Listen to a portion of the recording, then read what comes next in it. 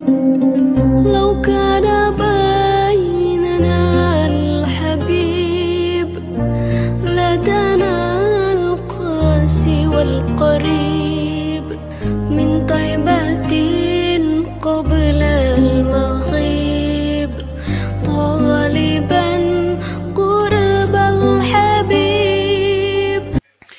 Tayyib, bismillah.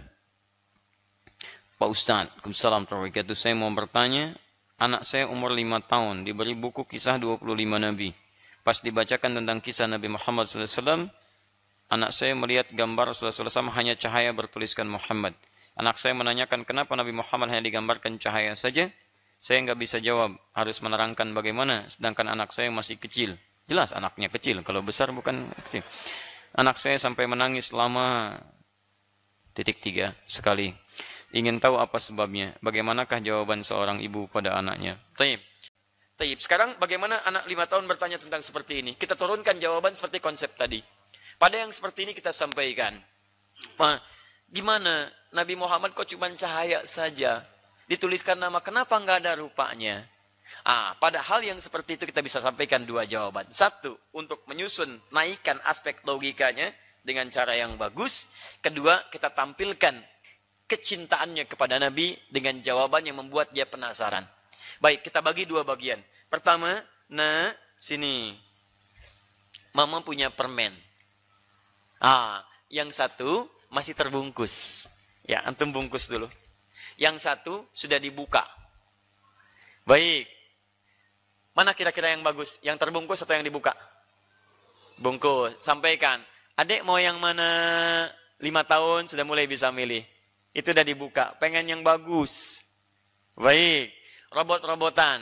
Misal. Atau maaf, mainan yang lain. Ya, pilih.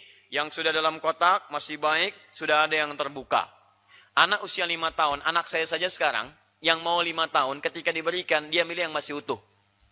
Makanan dia pilih yang masih utuh. Dia punya makanan 2. Satu utuh, satu sudah dipotong. Baik. Apa yang terjadi? Ini nyata di hadapan saya. Datang sepupunya. Begitu datang, saya bilang, kakak tolong bagi. Dia kasih yang udah dipotong. Saya bilang, tidak kakak, kasih yang utuh. Baik, dia diam sejenak. Apa yang dia lakukan?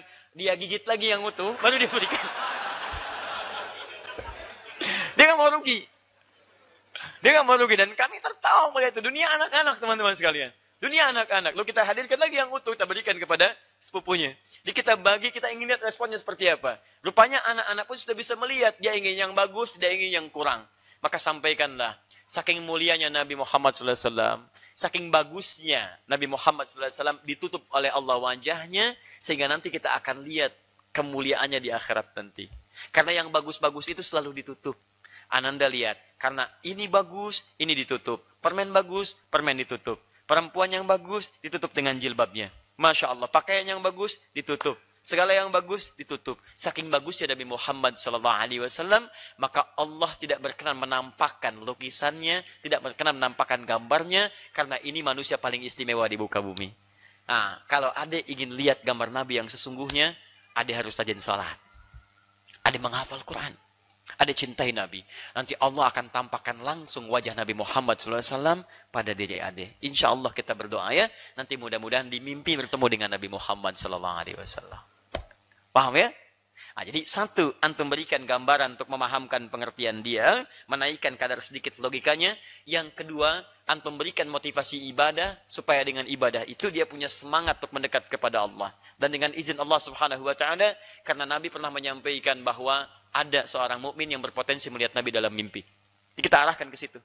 Sengaja tidak boleh dituliskan, digambarkan gambar Nabi, supaya ada nanti bisa melihat langsung Nabi Muhammad SAW. Gimana bisa melihatnya mah? Harus rajin sholat. Menghafal Quran dulu ya. Sampai selesai Qurannya. Insya Allah kalau semua sudah hafal Quran.